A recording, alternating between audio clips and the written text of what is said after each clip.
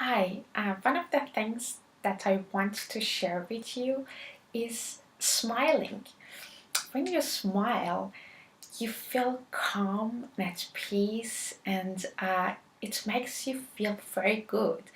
And sometimes you have to fake it till you make it. So when you're down or you're not feeling that good, just put a smile on your face, and it has some kind of power, and it gives a great feeling to you. So put that smile on all the time, and it just makes you feel good. And when you feel good, you attract great things.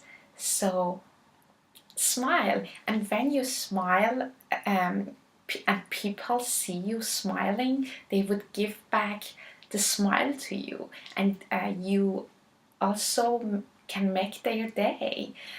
So when you make others happy, you would become happier as well. So Mother Teresa says that let us always meet each other with a smile, because smile is the beginning of love. So smile.